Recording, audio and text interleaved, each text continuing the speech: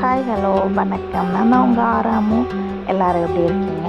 இது ஒரு சின்ன ட்ராவல் vlog தான். ஆக்சுவலாக இது வந்து எப்போன்னா வைகாசி விசாகத்துக்காக ஊருக்கு போனப்போ எடுத்தது.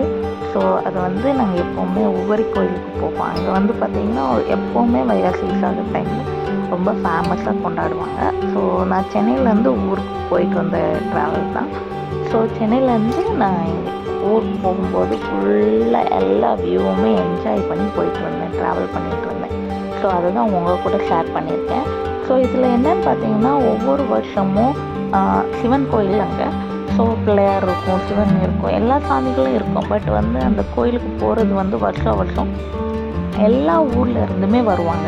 நிறைய பேர் வந்து வண்டியில் வருவாங்க, நடந்து வருவாங்க. அதுக்கப்புறம் நிறைய ஊர்லேருந்து பஸ்ஸில் வருவாங்க. வீட்டில் இருக்க ஆட்டோ, டிம்போ, லாரி அப்படின்னு சொல்லி எல்லா இதுலேயுமே மக்கள் எல்லாருமே அங்கே வருவாங்க. ஸோ நிறைய மக்கள் அங்கே பார்க்கலாம். ஸோ அது வந்து ஒரு 2 நாள் ப்ரோக்ராம் மாதிரி இருக்கிற மாதிரி இருக்கும். ஸோ முந்தின நாளே எல்லாருமே காலையிலேருந்தே நடக்கிறவங்க, கிளம்புறவங்க அப்படின்னு சொல்லி எல்லாருமே கிளம்பிடுவாங்க. ஸோ வண்டியில் போகிறவங்க ஆக்சுவலாக என்னென்னா அது வந்து ஃபேமிலியாக அங்கே போயிட்டு சாப்பிட்டு சமைச்சு சாப்பிடுவாங்க.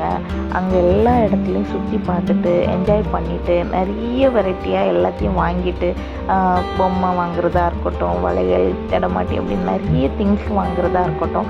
கடற்கரை பக்கத்தில் இருக்க கோயில் வேறு.